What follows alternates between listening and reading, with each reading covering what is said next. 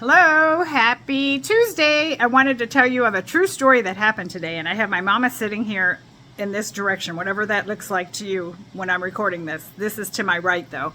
But anyway, so we went out to lunch, and I posted a little short about it. I just showed cornbread and salad. I had chomped away on a half of a hot link and a looked like a chicken quarter, maybe part of a chicken, and two ribs, little like beef ribs. And I made a little video after I ate, not like showing it why I ate. And then I noticed I had food in my teeth, and I didn't want to post it. You might wonder, like, why does she care if there's food in her teeth when most of the time she has spots on her clothes? She has what? Spots on my clothes. Because I'm usually in the kitchen and I get spots on me, or in the garden. But anyway, so back to my story. So we had a good lunch, and we're back home. But on the way home, I was driving, and I was going from a kind of like a not so traveled street to a little bit more traveled street. And the first thing I saw was what I call a dwarf. And when I talked to my friend, she says they're called little people. Well, I saw a little dwarf hooker, and she was wearing all pink. I kid you not. I have never seen a little person hooker, whatever you want to call them. Wait a minute. What are they called? Like sex worker, sex engineer, whatever. That's the first thing I saw. And she was wearing a little pink outfit. Now, my mama's sitting here wearing her little pink outfit, and I had joked about putting her on the street because it is an area where we have a lot of sex workers. I don't know what they're called. I don't know what the politically correct term is for women who guys slam on their brakes and almost cause accidents to solicit.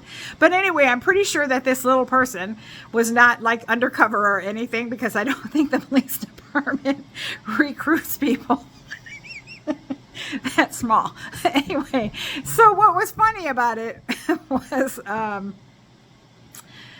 that first I saw her, and then just like minutes away were two young black females that were twerking in the street, trying to slow my car down, because I'm slowing down because another vehicle had done a U-turn to check out the little lady, of the daytime. This is in broad daylight, by the way, 2:00 in the afternoon.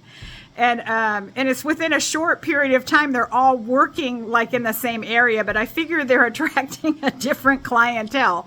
So then there's the two black girls. They're twerking in the street and kind of slowing down traffic, but then they see it's me and my mom, and they start laughing and wave to us, and we go by.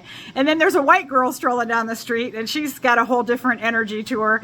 It was just, and I tell my mom, like, wow, the city I live in at one time, I don't know, was it U.S. News and World Report? Somebody put we were one of the most diverse cities for our population in all of America. We've been called a lot of things, this city.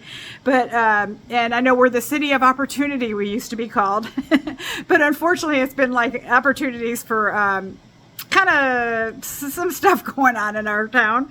But yeah, so they've always been down there.